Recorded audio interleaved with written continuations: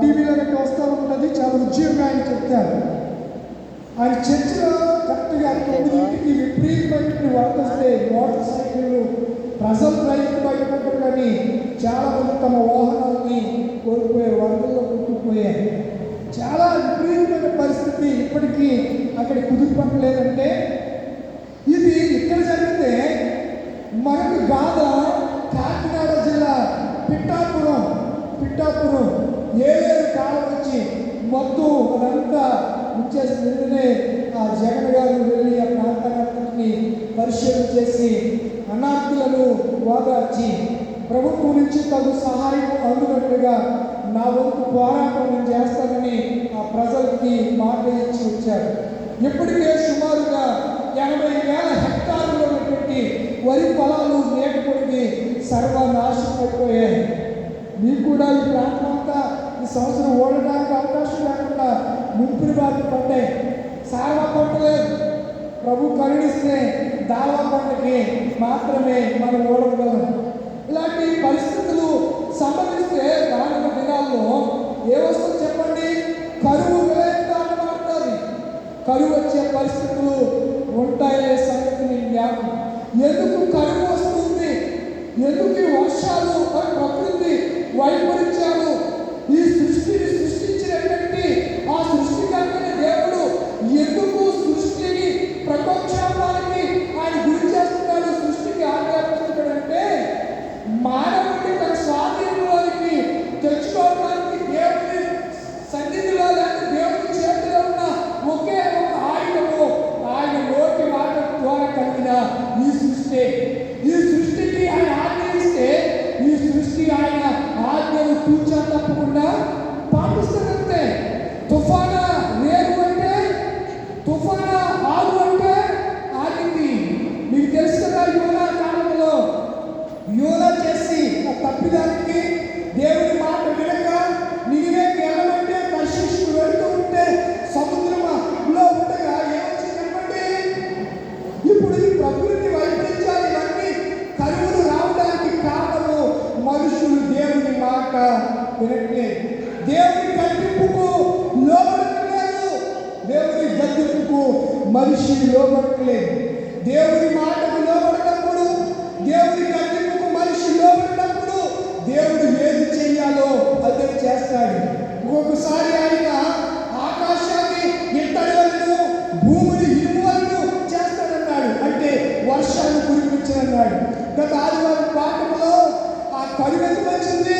అహంకారంలో ఏలియాను సారెపతి విరోధాలు ఎందుకు పోషించిందంటే ఇశ్రాయేలీయులు దేవుని మాటను విడిచిపెట్టి బయలు దేవతను ఆరాధిస్తుంటే దేవుడికి ఏమొచ్చింది? కోపం వచ్చింది. ఒరే నా పిల్లలందరూ స్వకీయ సామ్రాజ్యము మిమ్మల్ని గొర్రె పిల్లల ఇంటము చేత ఐగుప్తు దేశము ధరించి అర్ధరాత్రి పస్కా దినాన నేను విడిపించి పాలు తేనెలు ప్రవహించే ఈ మంచి దేశానికి మిమ్మల్ని నడిపిస్తే నేను ఎవరిలో తెలియనట్లుగా నన్ను విడిచి ఆ బయలును ఆరాధిస్తారా?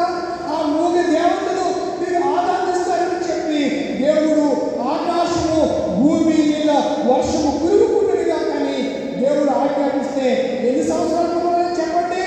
3.5 సంవత్సరాలు భూమి మీద వర్షం కురవకపోవడానికి కారణం ఏంటి చెప్పాలి? కురవకపోవడానికి కారణం ఏంటి? ఇశ్రాయేలు ప్రజలు ఎవరిని ఆరాధిస్తున్నారు?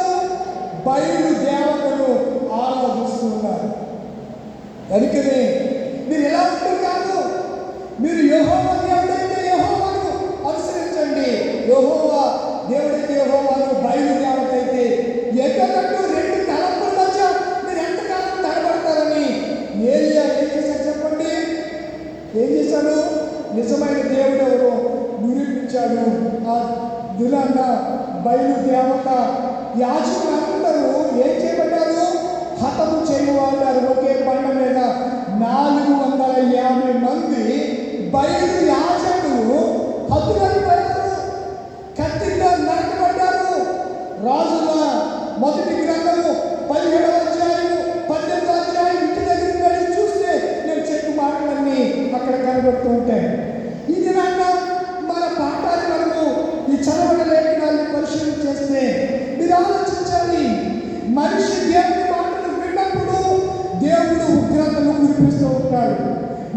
దేవునికి లోబడినప్పుడు, మనిషి దేవుని మాటలు పెడచెవిని పెడుతున్నప్పుడు, సత్యాన్ని, సత్యవాక్యాన్ని, సత్య సేవకులు, నిజ సేవకుల ద్వారా బహిర్గతం చేసి బోధిస్తున్నప్పుడు, ఆ వాక్యానికి లోబడినప్పుడు దేవుడు తన ఉగ్రతను, తన కోపాన్ని ప్రదర్శిస్తాడు, చూపిస్తాడు.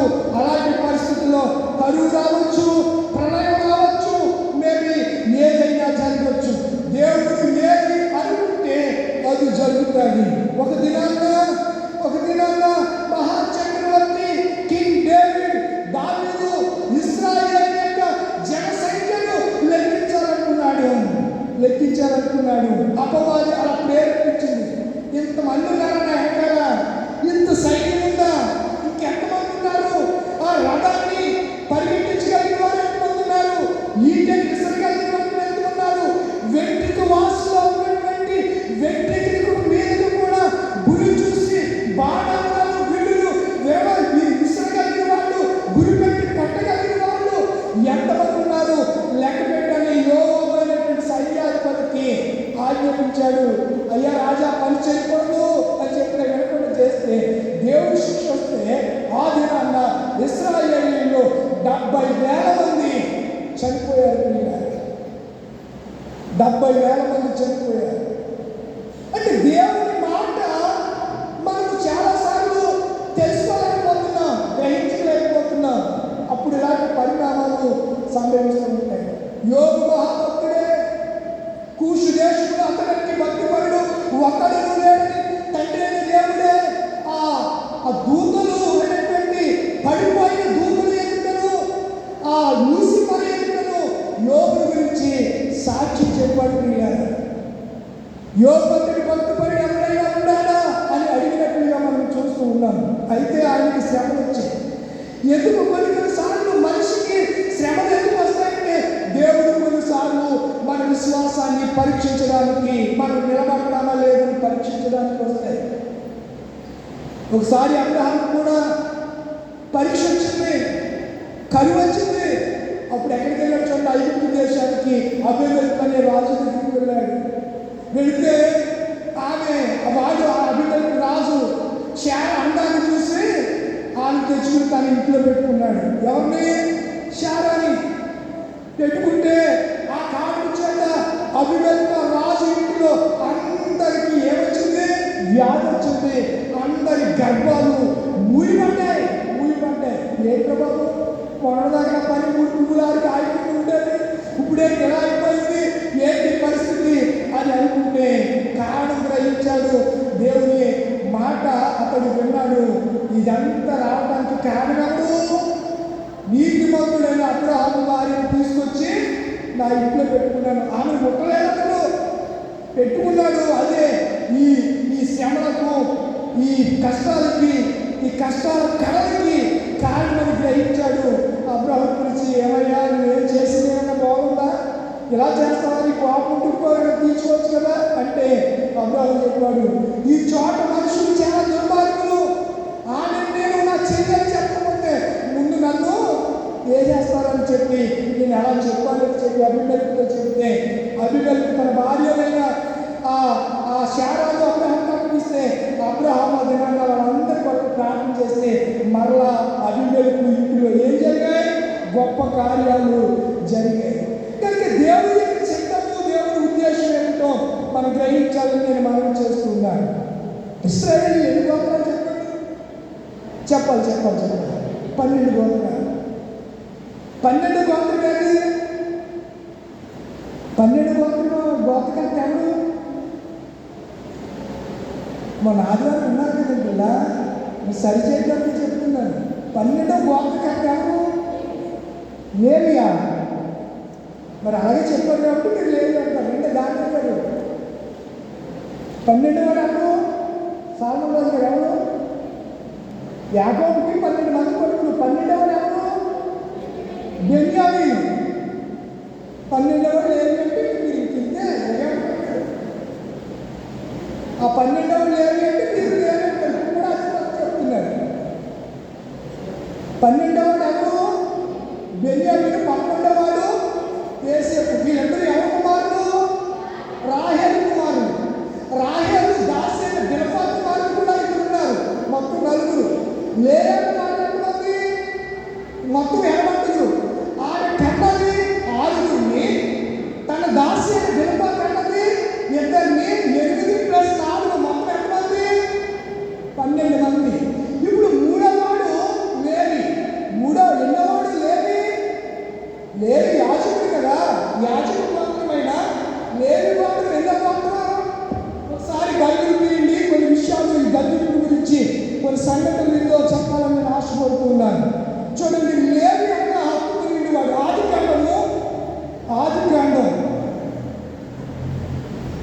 ఆదికాండము 20:34 అంటే చూడండి. ఆదికాండము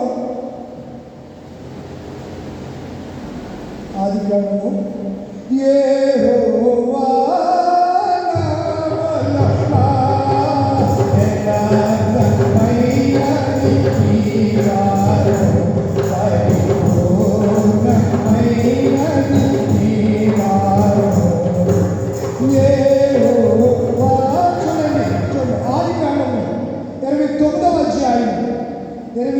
అధ్యాయము 32వ వచనం నుంచి నేను చదువుతున్నాను. లేయా గర్భవతి అయి కుమారుని కని యెహోవా నా శ్రమను చూచి ఉన్నాడు కనుక నా పెనిమిటి నన్ను ప్రేమించింది కదా అనుకుని అతనికి రూబేను అని పేరు పెట్టెను.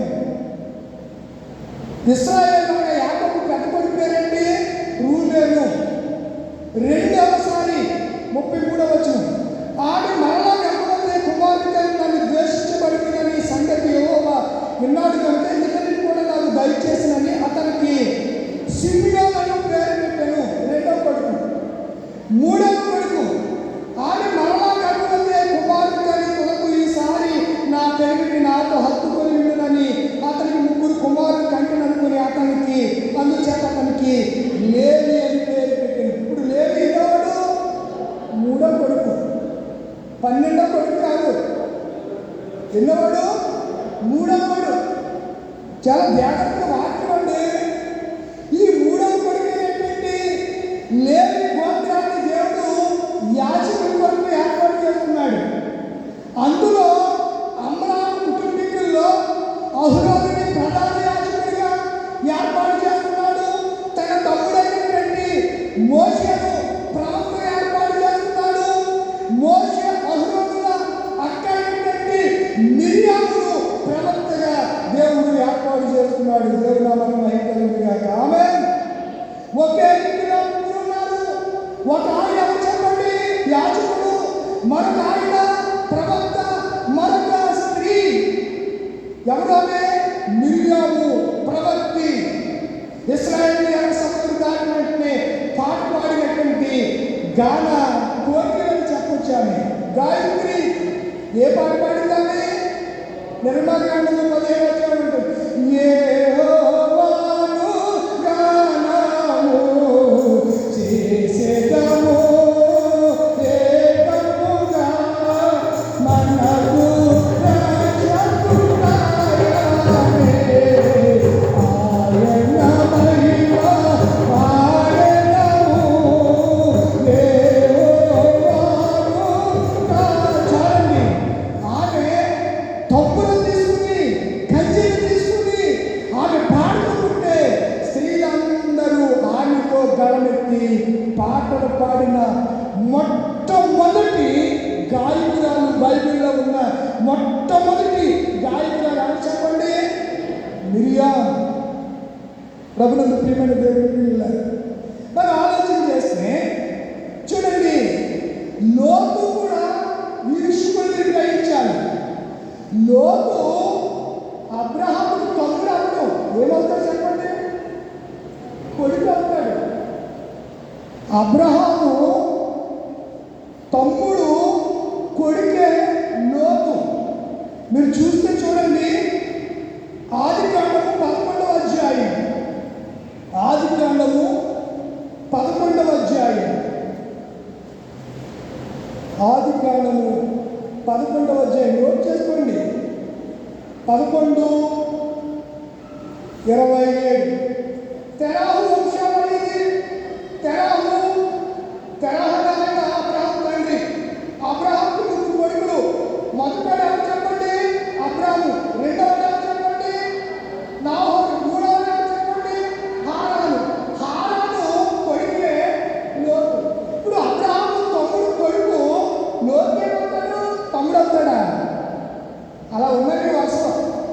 ఎందుకంటే వాళ్ళు అలా తయారయ్యారు. చదవడం బైబిల్ని. ఇప్పుడు నా తమ్ముడు కొడుకు నాకేమవుతాడంటే తమ్ముడు అవుతాడా? తమ్ముడు అప్పుడు కొడుకు అవుతాడు. ఈ లోతుని వెంట పెట్టుకుని తమ్ముడు చనిపోయాడు. తమ్ముడు కొడుకుని వెంట పెట్టుకుని అబ్రహాము దేవుడి పిలుపు మేరకు వచ్చేసాడు. ఒక రోజుని లోతు అంటే అర్థం ఏంటనుకుంటున్నాను? దాచబడిన వాడని అర్థం. ఒక రోజుని అబ్రహాము పరివారికి లోతు పరివారికి ఏమొచ్చింది? తగాదా వచ్చింది. మీరు చూస్తే 13వ అధ్యాయం 5వ వచనం.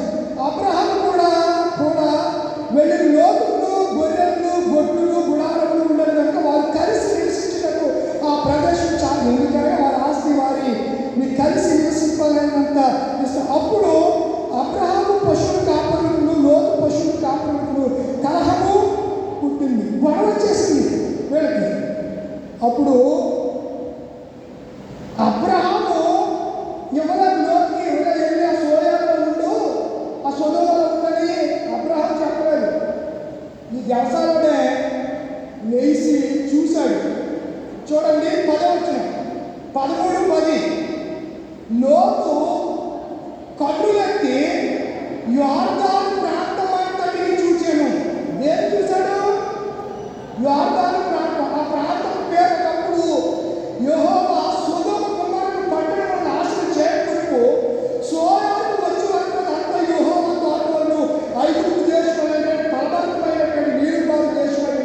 కాబట్టి లోతు తనకు యోర్దాను ప్రాంతమంతటిని ఏర్పరచుకుని తూర్పుగా ప్రయాణం చేసిన అట్లు వారు ఒకరినొకరు వేరైపోయి అబ్రహాము కనానులో నివసించెను.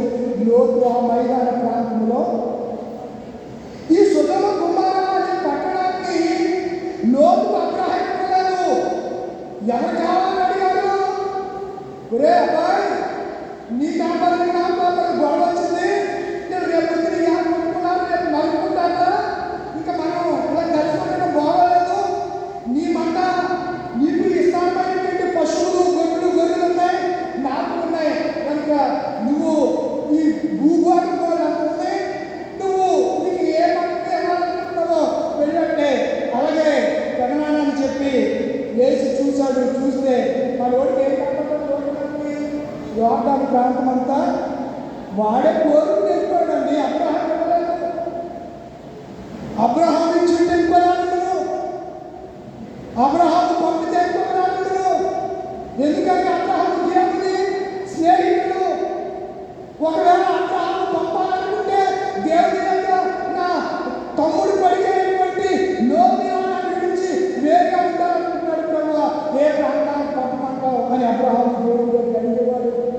దేవుడు చెప్పేవాడు, నీ తమ్ముడు పడిపోయినటువంటి నీవే కొడుకుగా చూస్తున్నా కనుక అతని పలానా ప్రాంతంలోకి వెళ్ళి నివసించమను, నేను అతని గొప్ప జనముగా చేసి నేను అతను ఆశీర్వదిస్తాను అని అబ్రహాముతో దేవుడు చెప్పేవాడు. ఆ మాటలు లోతుకి చెప్పేవాడు. లోతు అబ్రహాము ఏమి సంప్రదించాలి. ఎప్పుడైతే అబ్రహాము మాట్లాడాడో లోతు తానుగా కోరుకుని ఆ ప్రాంతానికి వెళ్ళాడు. క్లారిటీ అర్థమైంది కదా? బెన్యామీను ఎన్నోవాడు? 12వ. బెన్యామీను కంటుంటేనే యబ్బోకు రేవు దగ్గర రాహేలు ఏం చేయబడింది? చనిపోయింది. అప్పుడే సింధూర వృక్షం కింద రాహేలును ఆయన అక్కడే పాతి పెట్టేశాడు. ఎవరు? యాకోబు.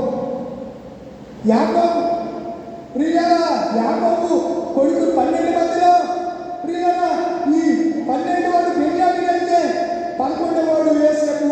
ఆ యోసేపే ఐగుప్తు దేశానికి మహా చక్రవర్తి అయినట్లుగా చరిత్రలో బైబిల్ చెప్తుంది. ఎందుకు విషయాలు చెప్తున్నాను అంటే ఈ లేవి గోత్రాన్ని దేవుడు ఏం చేశాడు చెప్పండి? ఏం చేశాడు? చెప్పాలి. ఏం చేశాడు దేవుడు? వారిని ఎన్నుకున్నాడు. యాజకుడు అనే మాటకు ప్రిస్ట్ అంటారు. ప్రిస్ట్ అంటే ఇంగ్లీష్లో, తెలుగులో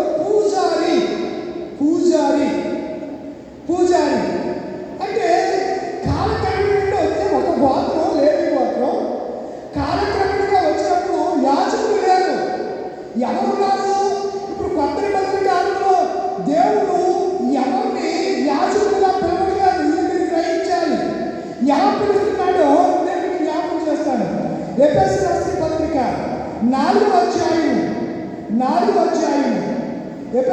పత్రిక 4వ అధ్యాయము 11వ వచనం నుంచి చదువుతున్నానికి చాలా జాగ్రత్తగా గమనించాలని నేను కోరుతున్నాను. మనమందరము ఇంకా 4:11 నుంచి చదువుకుందాం. మనమందరము విశ్వాస విషయంలోను దేవుని కుమారుని గురించి జ్ఞాన విషయంలోను ఏకత్వం పొంది సంపూర్ణ పురుషులకు వరకు అనగా క్రీస్తుకు కలిగిన సంపూర్ణతకు సమానమైన సంపూర్ణత గలవాన మగు వరకు ఆయన ఇలాగూ నియమించాను. మనము సంపూర్ణంగా మిమ్మల్ని సంపూర్ణంగా చేయడానికి దేవుడు ఎవరిని యాజకుడిగా పిలవట్లేదంట. ఎలా పిలుస్తున్నాడో కింద రాశాడు చూడండి. ఆయన వారిని పరిశుద్ధులు సంఘంలో ఉన్నటువంటి మనమందరం ఎవరు చెప్పండి? క్రీస్తు రక్తము చేత కడగబడిన పరిశుద్ధులము. పరిశుద్ధులు సంపూర్ణ అన్నట్టు క్రీస్తు సంఘము శరీరానికి సాదృశ్యము. ఇది నా శరీరము, ఇది నా రక్తము. శరీరము సంఘమైతే శరీరమునే సంఘము క్షేమాభివృద్ధి చెందుటకును పరిచర్య ధర్మము సంఘములో జరుగుటకును ఆయన కొందరిని ఎలా పిలిచారంట? అపోస్తులుగా పిలుస్తున్నాడు. ఇప్పుడు అపోస్తులు అనే మాట ఎంతకంటే పంపబడిన వాడు లేక పిలువబడిన వాడు. పంపబడిన చాలా మంది వస్తున్నారు. దేవుని కాలు లేకుండానే, దేవుని పిలుపు లేకుండానే డబ్బులు ఇచ్చే సంఘాల్లోకి వచ్చి యాజకులుగా చాలా మంది అయిన వాళ్ళు చాలా మంది ఉన్నారు. దానిలో గుడ్డోడికి గుడ్డోడు దారి చూస్తే ఇద్దరు కలిపి గుంట్లో పడతారట. చాలా జాగ్రత్త ఉండాలి. ఇక్కడ మాట్లాడుతూ ఏమంటున్నాడంటే మనం ఆలోచన చేస్తే కొందరు అపోస్తులు గాను, 2 ప్రవక్తలు గాను, తర్వాత 3 సువార్తికులు గాను, 4 కాపరులు గాను, 5 ఉపదేశం. ఈ 5 విధాలుగా దేవుడు 5 ఫింగర్స్ మినిస్ట్రీ, 5 ఫింగర్స్ మినిస్ట్రీ. ఈ 5 విధాలుగా దేవుడు పిలుస్తూ ఉన్నాడు. అపోస్తులు ఇప్పుడు యేసు ప్రభు శిష్యులు ఏమన్నారు? 12 మందిని అమ్మ మౌని ఏమన్నారు? అపోస్తులు అన్నారు. అపోస్తులు అంటే పిలువబడిన వారు. ఏమన్నాడు? ఈ రోజు కూడా సువార్త ప్రాంతంలో ద గ్రేట్ ఇన్విటేషన్. ఇన్విటేషన్ అంటే పిలుపు, ఆహ్వానం. ఏమని పిలుస్తున్నాడు ఆయన? ప్రయాసపడి భారం మోస్తున్న సమస్తమైన వారులారా నా యొద్దకు ప్రయాసపడి గాలి వాన చేత అటు ఇటు కొట్టబడుతున్నారా నీరాజీవులతో నిన్ను నిలబెడతాను, రత్నములతో నీ గుమ్మములను నేను పొందుతాను అని యెషయా ప్రవక్త ద్వారా మాట్లాడుతూ ఉన్నాడు. నిజమే ప్రియులారా, నిరాశ నిస్పృహ కలిగి లేవు, నీరసం, కలవరపాటు గగ్గోలు పెడుతున్న సమయంలో దేవుడు అంటున్నాడు నా యొద్దకు రండి, నా యొద్దకు రండి. ఒక మంచి ఆహ్వానం ఇస్తున్నాడు. Great invitation. ఎవరైనా పక్కింట్లో పెళ్లి జరుగుతుంటే పిలిస్తే అంటారా పిలవకుండా అంటారు? మీరు ఆడి పిలవలేదు కానీ అవసరం తలుపులు వేసేస్తుంది, గెడలు పెట్టుకుని ఆ పెళ్ళి అయితే బయటకు ఉన్నారు. ఎందుకు? నేను ఇంటి పక్కన ఉన్నాను, కనీసం నన్ను పిలిచాడు. ఒకవేళ అన్నగారు తన కొడుకు పెడితే తమ్ముడు చెప్పలేదు అనుకోండి, తమ్ముడు ఏమంటాడు తెలుసా? పెద్దల దగ్గరికి వెళ్ళి ఏమంటాడు? మా అన్నయ్య కనీసం ఇలాంటి టైంలో కదంటే కలుసుకుంటామా బంధువులన్నా కూడా ఇలాంటి టైంలో వెళ్ళాలా మా అన్నయ్య అది కొడుకు పెడితే కనీసం నన్ను రమ్మని కూడా చెప్పలేదంటే ఎంతలో తమ్ముడు బాగా ఉంటుంది కదా. ఈవిడ కుటుంబంలో పెళ్ళప్పుడు నువ్వు వెళ్తుందంటే నీకు సిద్ధు అన్నాడు. నీ అన్ని పిలవకపోతే పిలవలేదు ఆ కూలి ఆ పెట్టి నేను మంత్రి కోసం చచ్చిపోతానండి తినకపోతే ఆ పెళ్లి రోజు తినకపోతే చచ్చిపోతానంటే మీరు అంటారు కదా పొల్లేస్తారు కదా. ఎల్లెత్తారు ఆడికి చెప్పడం కదా నెల్లెత్తారా? వెళ్ళలేని పరిస్థితుల్లో కానీ పిలవకపోతే మీరు వెళ్ళరు. కానీ దేవుడు మన అందరినీ కూడా రమ్మని పిలుస్తున్నాడు. ఎవరు విడిచిపెడతారు ఆయన?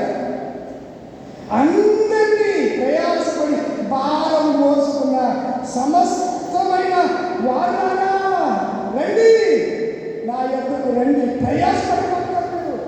భారాన్ని అందుకే నేను పాటించాను. ఓ దేవా నన్ను బ్రోవా నీగే భారమయ్యనావే. ఓ దేవా నన్ను బ్రోవా స్వామి స్వామి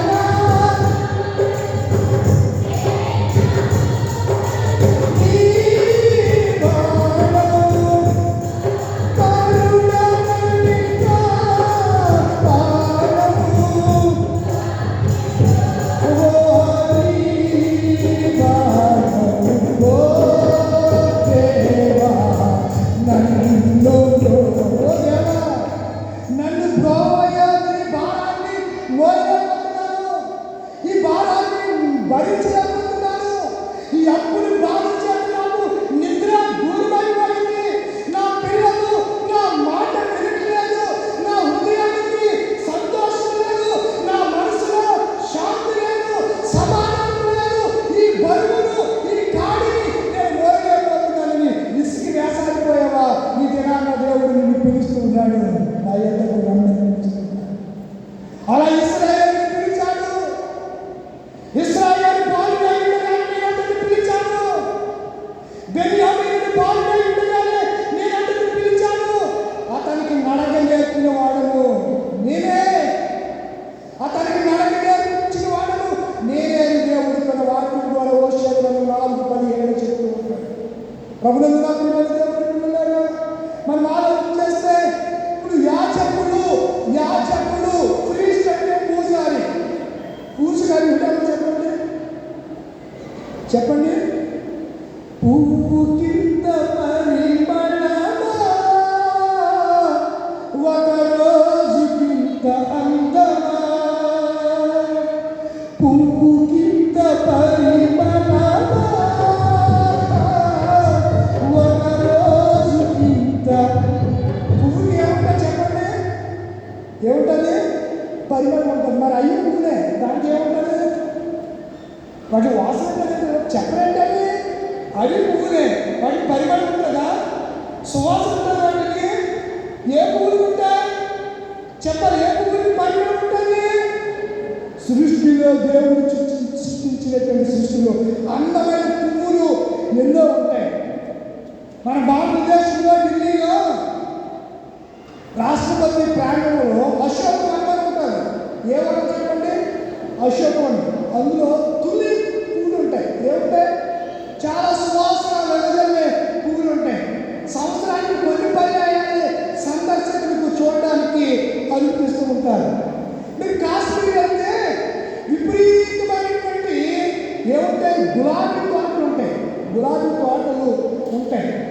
అక్కడికి వెళ్ళగానే ఆ సువాసన, ఆ పరిమళాలు, అబ్బా ఎంత మైమర్చిపోతూ ఉంటాం కదా. ఏమైపోతూ ఉంటాం? మైమర్చిపోతూ ఉంటాం. మరి మనం గమనించాలి, ఒరిజినల్ పువ్వులకి డూప్లికేట్ పువ్వులకి తేడా చెప్పండి. మనం ఒకసారి చెప్పండి ఒకటి. రెండో తాడు చెప్పండి. ఒరిజినల్ పువ్వుల మీద తుమ్మిద వచ్చి ఏం చేస్తుంది? వాటి మీద ఎప్పుడైనా ఏదో చూసారా? ఏదో కూడా వాళ్ళు వాటి మీద వేటి మీద వస్తాయి. మొన్న చెట్టు అందరికి పువ్వులు అనిపిస్తే ఇక్కడ తేనెటీగ కూడా వచ్చి నిలబడ్డాయి. ఇక్కడ వాళ్ళే కనిపించలేదు. ఏదో వచ్చాయి తేనెటీగ కూడా వచ్చి వాళ్ళే. తుమ్మెదలు వచ్చి పువ్వుల మీద వాళ్తాయి. ఏ పువ్వుల మీద? అందుకే దినాల్లో ఒరిజినల్ పువ్వులేదో డూప్లికేట్ పువ్వులేదో తెలియలేక మనం ఇలా తయారవుతున్నాం. కనిపెట్టలేకపోతున్నాం. నిజ సేవకులలో, దేవుని సేవకులలో, దుర్బోధకులలో కనిపెట్టలేకుండా అపవాది ఈ యుగ సంబంధమైనటువంటి దేవత అవిశ్వాసమైనటువంటి వాళ్ళకి ఏం కలిగేసి చెప్పండి? గుడ్డితనం, అంధకారం. ఆ మాట కూడా బైబిల్లో ఉంది. నేను చదివిపిస్తాను చూడండి. పరిశుద్ధ గ్రంథంలో ఆ మాట మనకు కనబడుతుంటుంది. పరిశుద్ధ గ్రంథంలో కొరింథీయులకు రాసినటువంటి 2వ పత్రిక 4వ అధ్యాయం 4 నుంచి త్వరగా సమయం అవుతుంది. అమ్మా, దేవుని స్వరూపమైన క్రీస్తు మహిమ, క్రీస్తు సువార్త ప్రకాశమునకు నిమిత్తము ఏ దేవత అంట? బయలుదేవత కాదు. ఈ భూమి మీద ఎవరున్నాడు? అపవాది ఉన్నాడు.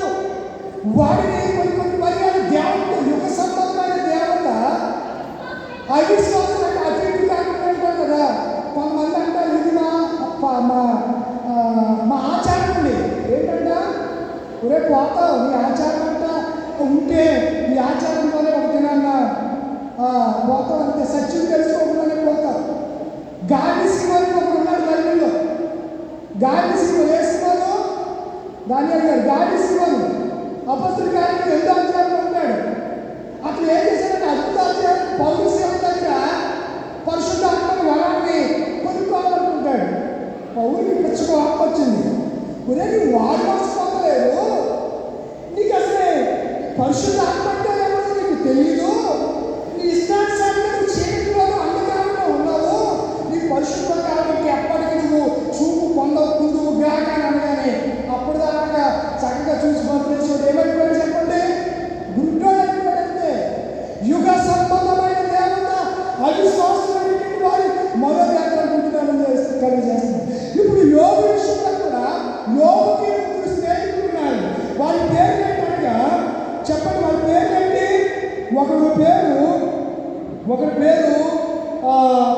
ఒకరి పేరు ఎలీఫజు, ఇంకొకరి పేరు బెల్దదు, ఇంకొకరి పేరు జోఫరు.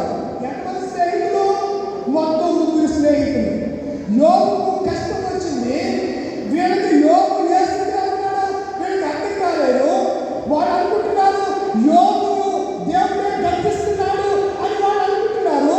యోగు పాపం చేశాడు, పాపానికి శిక్ష యోగు అనుభవిస్తున్నాడు అని 3 స్నేహితులు అనుకుంటున్నారు. కానీ యోగుని దేవుడు ఎందుకు శిస్తున్నాడంటే అతన్ని సువర్ణముగా మార్చడానికి. యేసయ్య గారు ఓ పాట పాడుతూ ఉంటారండి.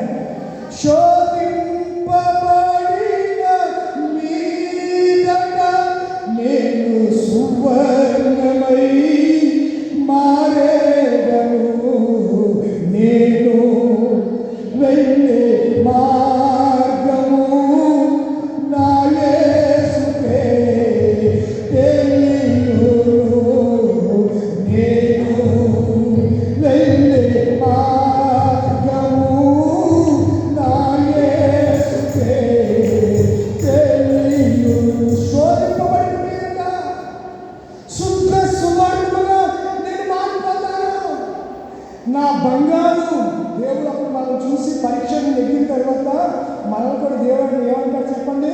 నా బంగారు. మన పిల్లలు బుద్ధి చెప్తే రే బంగారం రానా, మీ పిల్లలేదా అండి అబద్ధం అంటే చెప్పండి. ఎప్పుడు మీ పిల్లలు బుద్ధి వచ్చినప్పుడు వాడు మంచి పని చేస్తున్నప్పుడు మనం ఏమంటాం? నా బంగారం, నా బంగారం. ఏమంటారు? చెయ్యి ఏంటంట? కొండ ఆడు ఏమైనా చేసేందుకు వీడు పనికి మాట్లాడు. ఎవడు పనికి మాట్లాడు మాట్లాడు బాబు అయితే మరి వెంటనే మళ్ళీ ఆడలుగా ఉంటాయి. వెంటనే ఎవరైతే అయిపోతారు? ఇక బాబు అయితే వాళ్ళ అమ్మ వచ్చినప్పుడు అమ్మ ఇక బాబు వీడు ఎలా తయారైందంట? అది మరి వాళ్ళ బాబులే తయారైపోతే వీళ్ళే తయారవుతారండి. వాళ్ళ బాబు నుంచి వచ్చినాడు ఆ నాన్నగారు. యేసయ్య ఏమన్నాడు? నన్ను చూస్తే తండ్రిని అంటే నేను మా నాన్న ఒకటే అన్నాడు. పిలుపు అడిగాడు. తండ్రి మాకు చూపించాయా? 3.5 సంవత్సరాలు అయిపోతుంది, నువ్వేమో వెళ్ళిపోతానంటున్నావు, నేనే మార్గం నేనే సత్యం అంటున్నావు, నువ్వు వెళ్ళిపోతానంటున్నావు. 14 అధ్యాయంలో అడుగుతూ ఉంటే అప్పుడు పిలుపు ఏంటి ఇంతకాలం నేను మీ మధ్య ఉన్నాను, నువ్వు నన్ను ఎడగలా, ఇంకా తండ్రి అంటానంటే తండ్రి నేను నేనే తండ్రిని తండ్రిగా తండ్రి నేను కుమారుడిని లోకానికి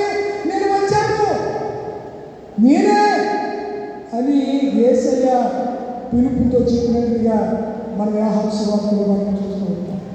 యోబు జీవితంలో ఎన్నో శోధనలు వచ్చాయి, ఎన్నో కష్టాలు వచ్చాయి. ఆ కష్టాల కడలిలో అతడు బేజారెత్తుకోలేదు, కానీ యెహోవా ఇచ్చిన యెహోవాయే అని స్తుతించాడు.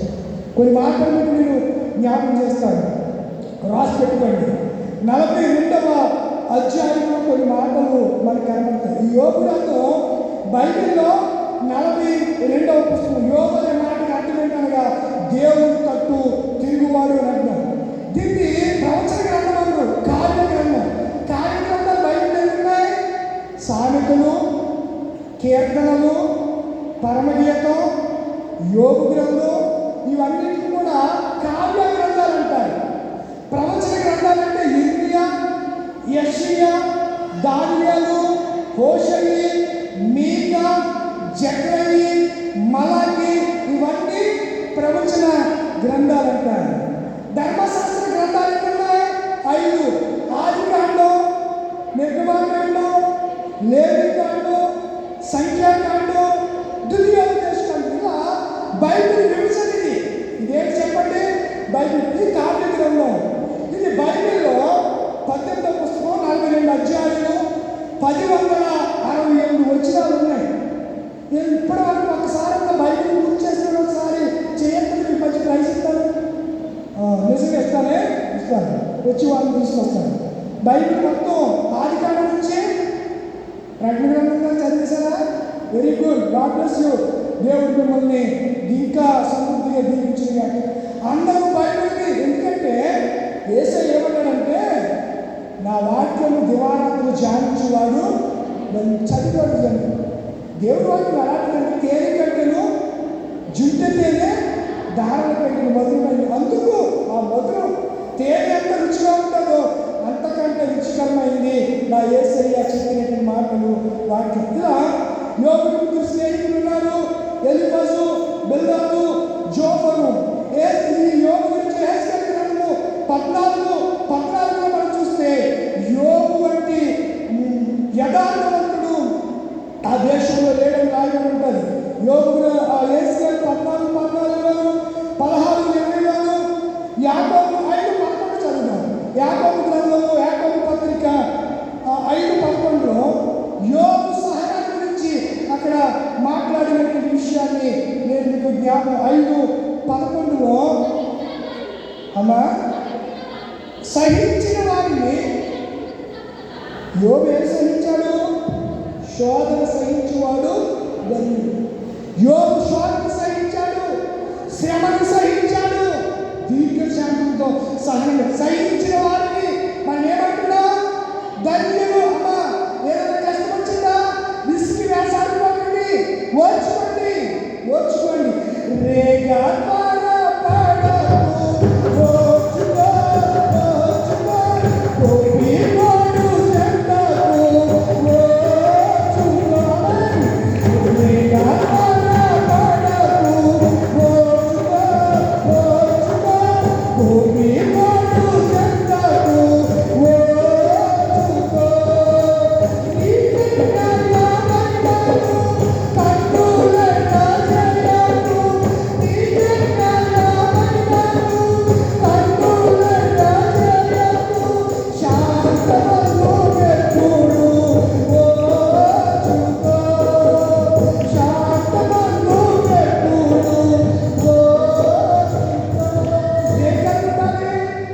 సహనం కలిగి ఉండాలి.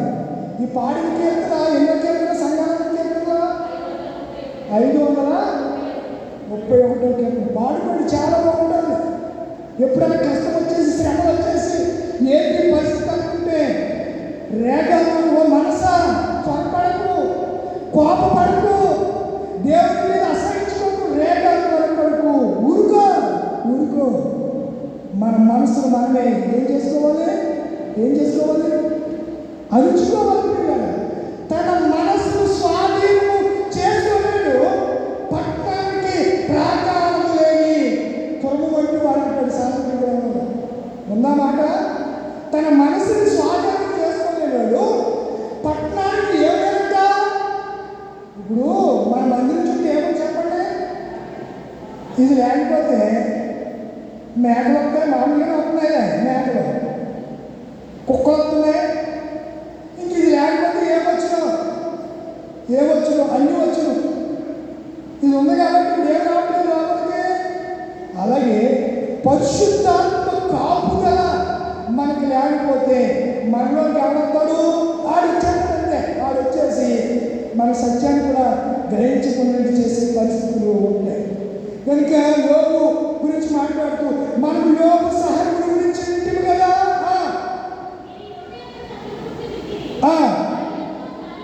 అతడు ఎంతయో జాలియో కనికరము గలవాడని.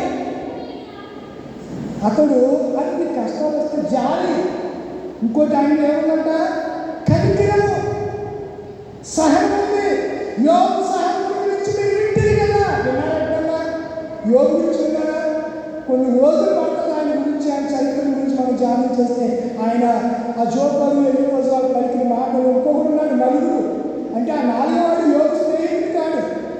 నాలుగోవాడు మీకు యోగుకు స్నేహితుడు ఎంతమంది తెలుసు? ముగ్గురు అని తెలుసు. నాలుగోవాడు స్నేహితుడు కాదు. ఎవరో చెప్పి నేను ఇంకో పాటలోకి వెళ్ళి ముగింపులోకి వచ్చేసాను. సమయం 10:45 అవుతుంది. చూడండి, యోగు గ్రంథం 42వ అధ్యాయం, చివరి అధ్యాయం. యోగు గ్రంథంలో తీసుకున్నారా? యోగు గ్రంథం 42 చివరి అధ్యాయం వచ్చేస్తే చూడండి, యోగు గ్రంథము 42 9వ వచనం చూడండి. తేమానీయుడైన ఎలిఫజు, షూషానుడు బెల్దదు, నైవేద్యుడు జోకరు యెహోవా తనకు ఆజ్ఞాపించినట్టు చేయగా యెహోవా పక్షమున యోగును అంగీకరించాడు. అప్పుడు మీరు ఇంకొకడు ఉన్నాడు, వాడి గురించి నేను రాస్తున్నాను, ఒకసారి నేను జ్ఞాపకం చేస్తాను. చూడండి, యోగు గ్రంథంలోనే 32 అధ్యాయం 32 యోగు గ్రంథము 32. ఇప్పుడు యోగు స్నేహితులు ఎవరెవరు? ఎలిఫజు, బిల్దదు, జోకరు. ఇంకొకడు ఉన్నాడు, ఆయన పేరు ఎలీహు. చూడండి 32వ అధ్యాయం 4వ వచనం. 1 చదవండి. యోగు తన దృష్టి యందు తాను నీతిమంతుడై మొదలుపెట్టిన ఉన్నాడని ఆ ముగ్గురు శిష్యులు మనుషులు తెలుసుకుని అతనికి ప్రత్యుత్తరం చెప్పుదా. ఆ ముగ్గురు మనుషులు అంటే ముగ్గురు స్నేహితులు. ఎవరెవరు చెప్పాలి? ఎవరెవరు పేరు చెప్పండి. ఎలిఫజు, బిల్దదు, జోకరు తెలుసుకొని ప్రత్యుత్తరం చెప్పుడు చాలు. అప్పుడు రాము వంశీయుడును భూజీయుడునకు బెరకయ్య కుమారునకు ఎలీహు, ఏం పేరు అంటారు? ఎలీహు అంటున్నట్టు ఏమంటున్నాడు? ఎలీహు యోగు దేవుడి కంటే తాను నీతిమంతుడైనట్టు చెప్పుకుని చూసి అతని మీద బహుగా కోపగించాడు. మరియు యోగు ముగ్గురు స్నేహితులు ప్రత్యుత్తరం చెప్పలే యోగు మీద దోషారోపణ మోపి నందుకు వారి మీద కూడా అతను బహుగా కోపించుకుని వారు ఎలీహు కన్నా ఎక్కువ వయసు అన్నారు. ఎవరు? ఈ యోగు స్నేహితులైనటువంటి ఎలీఫజు, బిల్దదు, జోకరు. ఈ ఎలీహు అన్నవాడు ఆ ముగ్గురి కంటే యోగు కంటే వయసులో చాలా చిన్నవాడు. అందుకని మాట్లాడుకున్నాడంట. వయసులో ఉన్నదంటే అతడు యోగుతో మాట్లాడాలని కనిపెట్టి ఉంటాడు. అయితే ఎలీహు ఆ ముగ్గురు పచ్చుత్తరం వేరు యోగు పూట చూసినప్పుడు అతని కోపము రేగెను. ఎలీహు ఆలోచన కాదు పూజైన బెరకయ్య కుమారుడు ఎలీహు ఇలాగూ నాకు, నేను పిల్ల వయసులో వాడిను, మీరు బహు వృద్ధులు. ఇప్పుడు ముగ్గురు స్నేహితులు, ఈ ముగ్గురు స్నేహితులు ఒకడు యోగు దగ్గరికి వస్తూ ఉండేవాడు. వాడు బెరకి ఎలీహు అంటే వాడికంట నేను ముగ్గురు స్నేహితులు తర్వాత యోగు ముందు మంచోడు కాదు, నువ్వు ఇలా